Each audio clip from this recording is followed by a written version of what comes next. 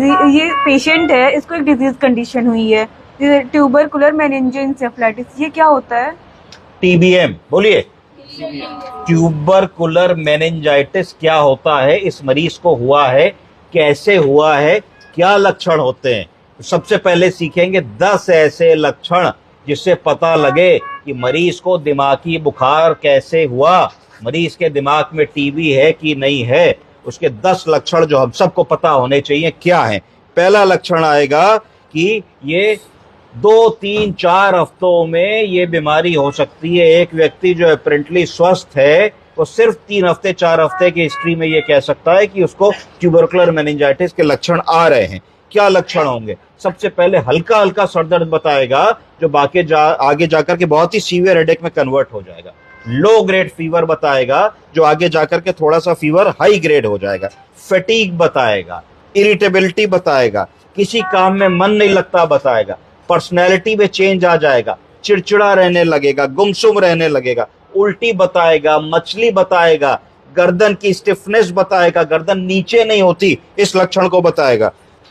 कुछ लोग लाइट से सेंसिटिविटी बताएंगे कि साहब रोशनी में अच्छा नहीं लगता, अंधेरे कमरे में रिलेटिवली बेटर लगता है।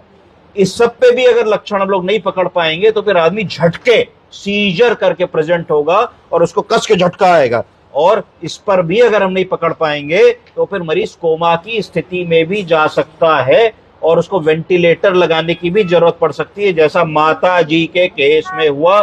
जब आप बेहोश हो जाएंगे, कोमा में चले जाएंगे, एयरवे को प्रोटेक्ट नहीं कर पाएंगे, एस्पिरेट करेंगे, सीजर आएगा, तो आपको जान बचाने के लिए इमरजेंसी मेजर में हम लोगों को आपका एयरवे, ब्रीदिंग, सर्कुलेशन सब करके ठीक करना पड़ेगा। अब मुद्दा टीबीएम क्या है? ट्यूबरकुलर मेनिंजाइटिस एक इन्फेक्शन है जो मेम्ब्रेन, झिल्लियां ब्रेन को सराउंड करती है और स्पाइनल कॉर्ड को सराउंड करती हैं। उसके अंदर एक बैक्टीरिया का इन्फेक्शन हो जाता है। उस बैक्टीरिया का नाम है माइकोबैक्टीरियम ट्यूबरकुलोसिस बैक्टीरिया। इसके आने से, इसके संक्रमण से दिमाग के आसपास की झिल्लियों में सूजन आ जाती है। मेनिंजिस में सूजन आ गई तो मेनिंजाइटिस कह दिया, टीबी की वजह से आ गई तो ट्यूबरकुलर मेनिंजाइटिस कह दिया, जोड़ के शब्द निकला टीबीएम।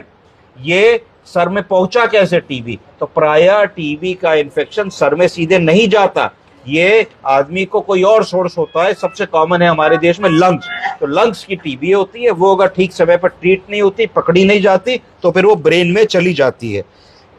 अब हम जानेंगे कि रिस्क फैक्टर्स क्या है, किन लोगों को ज्यादा होने की संभावना है। ऐसे लोगों को होने की संभावना है जो ऐसे क्षेत्रों में रहते हैं जो